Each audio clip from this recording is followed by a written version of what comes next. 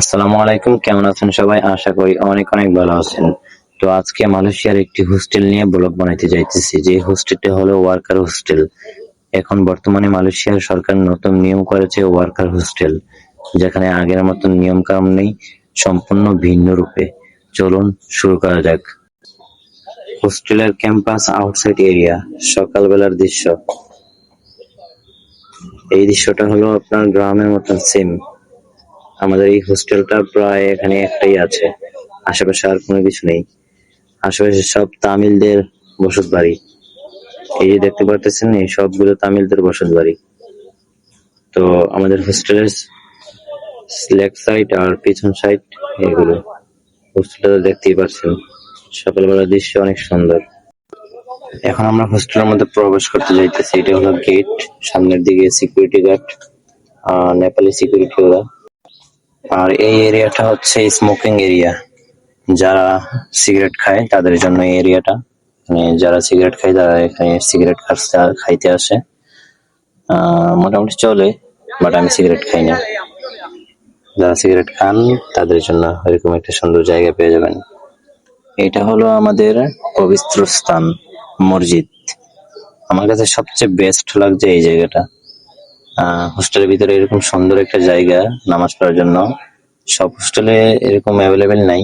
তবে যারা নতুন এরকম হোস্টেল গুলো তৈরি করতেছে, এগুলোর মধ্যে মাশাআল্লাহ অনেক ভালো লাগছে আমার কাছে, খুব সুন্দর। আর এটা হলো ক্যান্টিন সাইট। এখানে কোম্পানির নিজস্ব একটা ছোট ক্যান্টিন আছে, ওইটাই এখানে আছে।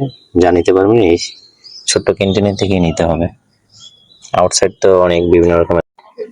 আর এই সাইডটা হলো আপনার এক্সারসাইজ সেট, যারা এক্সারসাইজ করেন তাদের জন্য বেস্ট। ওই যে একজন করতেছে এক্সারসাইজ সকালবেলা, যারা এক্সারসাইজ করবেন কিংবা রাত্রে ডিউটির পরে। এখানে খুব কম লোকই করে, কারণ 12 ঘন্টা ডিউটি করার পরে এত সময় নেই। আপনাদেরকে আরেকটা জিনিস দেখাই। এটা হলো আপনার লিফট। লিফট থেকে বের হওয়ার একটা যে রাস্তা, এটা হলো লিফট থেকে বের হওয়ার রাস্তা। এগুলো নতুন করতেছে, এখনো চালু হয় নাই। আপনাদের একটা জিনিস দেখাই, লিফটের ভিতরটা কিরকম দেখতে। এই যে লিফটের ভিতর কভার সিস্টেম আছে, সবগুলো এরকম না। এই যে সিসি ক্যামেরা আছে, দেখতেছে। যাই হোক, তো এটা হলো লিফটের। হোস্টেলের বারিন্দা বলতে যেটা বুঝি আমরা, একদম সোজা দেখতে পারতেছেন। মানে সাইডের মধ্যে যত রুম আছে, এক রুমের মধ্যে 18 জন। মানে একটা ফ্ল্যাট, এই ফ্ল্যাটের মধ্যে 18 জন থাকে, উপরে 9টা, নিচে 9টা। তো এই যে সোজা, আমার কাছে এটা অনেক ভালো লাগছে, আসা যাওয়ার জন্য খুবই বেস্ট।